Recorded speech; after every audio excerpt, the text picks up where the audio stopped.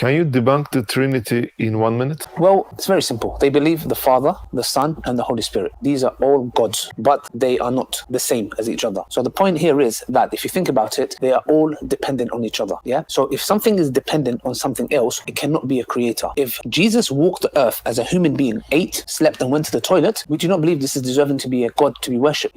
So that's the reason why the Holy Spirit, for example, is the same thing. It is in the creation. Anything that is in the creation cannot be God because they are dependent, and anything that's dependent cannot be deserving of worship. Number one, he says if something depends on another, then he cannot be the creator. And then number two, he talks about Jesus' humanity. They're not related. So let's address the first point. Father, Son, Holy Spirit, the argument goes, depend on one another, therefore they cannot be the creator. Why? If the Father, Son, and Holy Spirit are all eternally, immutably God, then how can any person of the Godhead be independent without this disproving their unity? In other words, if the Father and the Son and Holy Spirit were separate, independent entities who can act independently, then they're not one God. So this is why I'm saying his arguments are pathetically bad. The fact is, because they're one God, they're inseparable. And because they're one God, they always work in perfect union, what we call the inseparable operations. But because they're God, they do not depend on anything outside of their own nature, their being and existence. They're independent of creation. But the three persons are not creation.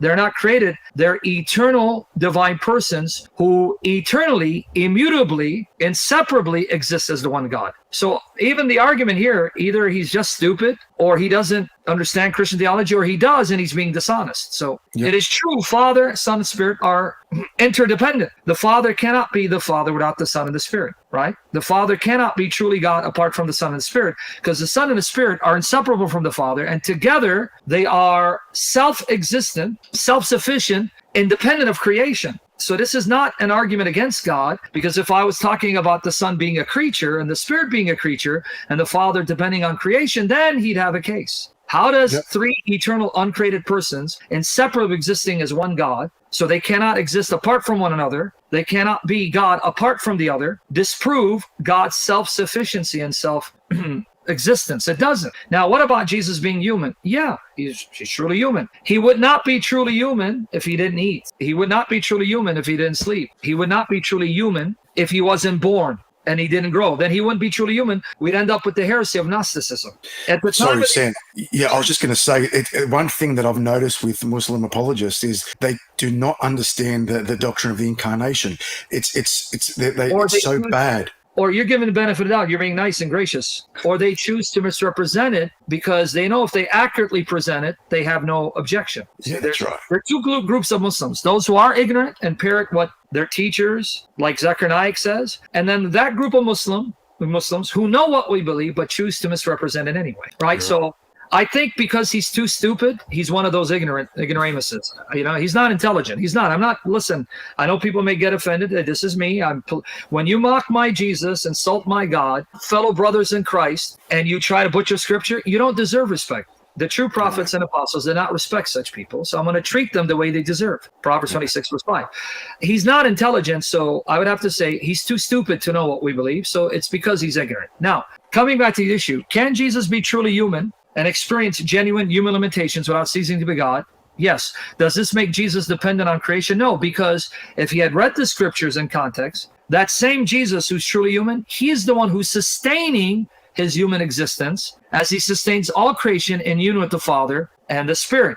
Now let's prove that from scripture. Because in John 2:19-22, because you have to look at scripture to confirm it, John 10:17-18, our Lord says that when they destroy his body, the temple, he'll raise it up in 3 days. And he says that in John 10:17-18, the reason the Father loves him, because he lays his life down of his own accord. No one can take it away from him. He has the power to lay it down and the power to take it up. This command he received from his Father. So right there, Jesus is telling you, even as a man, he doesn't cease to be God. He doesn't cease to have sovereign control over what takes place, because he determines when he dies, how he dies, and he has the power then to lift up his body back to life. That's something that a creature cannot. And then he illustrates that in John 18:4-6, where the soldiers come to arrest him. He says, "Whom do you seek?"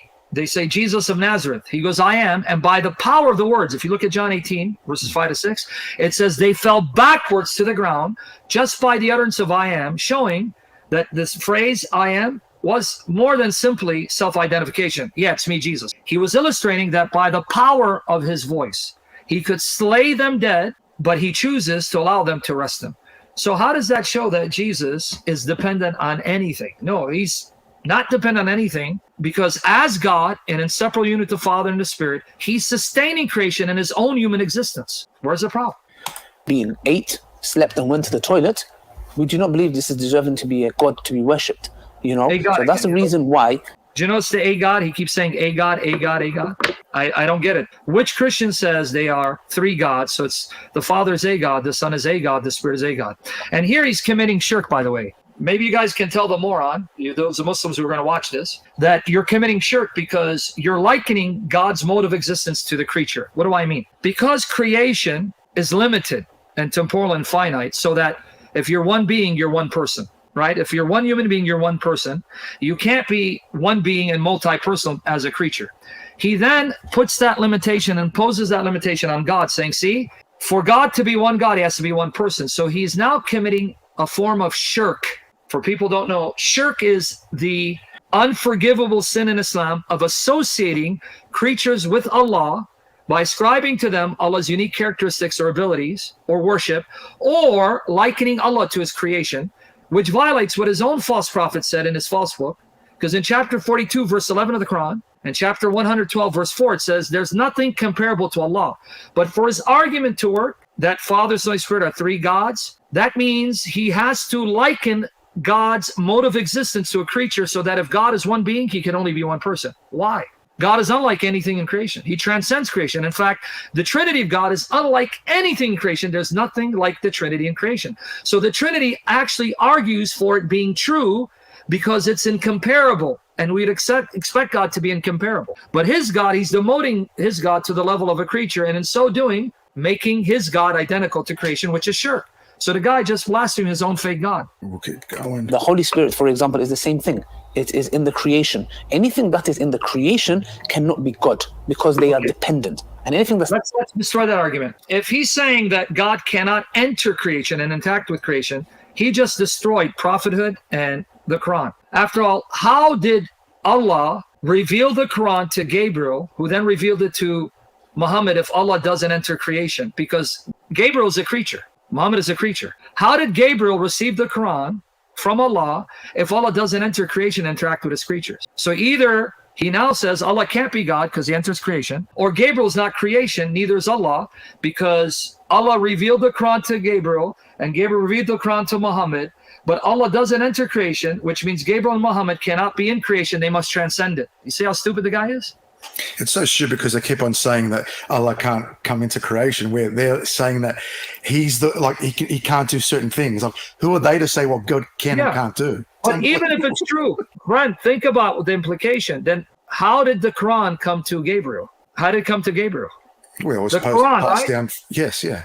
Who passed it down? It was supposed to be Allah. But Allah doesn't enter creation, so how did he do that? With a magical okay, but then it gets worse for this guy. It gets worse. It says that Muhammad, this is according to him, he's a Sunni Muslim, on the basis of that one verse, chapter 17, verse 1 of the Quran, where Muhammad was taken on that journey. Gabriel came with an animal, right? Like in between a horse and a mule, Buraq, and he rode that animal to the temple in Jerusalem, which it did not exist, an imaginary temple. And then he went through the seven heavens until he entered into Bayt al-Ma'mur, the sacred house, and he saw Allah's light. Well, he better believe that house is in creation, which means Allah appeared in a house in creation that's above the seventh heaven, and then Muhammad saw Allah's light, because if he wants to argue that this is no longer part of creation, that means Muhammad left creation, and this house is not part of creation. So you got an uncreated house, and Allah appearing as uncreated light, and Muhammad coming out of creation. How does a creature leave creation? Unbelievable. Yeah. And that's where Muhammad supposedly got the 5 prayers. It was this night journey. This is found in Sahih Bukhari, by the way, in Sahih Muslim. They're two most authentic. It was 50 prayers. Come on. Yeah, but then he brought it down to 5, right? Yeah. That's one problem. Second problem, same Bukhari, same Muslim says, at the third part of the night, the third part of every night, Allah descends to the lowest heaven, the heaven closest to the earth, and says, whoever has a need and is praying, let him make his need known, and I will Granted. If Allah doesn't enter creation, how does he descend from the throne, which he believes Allah is above the throne, to the lowest heaven at the third part of every night to answer prayers? What is this guy smoking? Okay, go ahead. Yeah, well, that's Ali Dawah.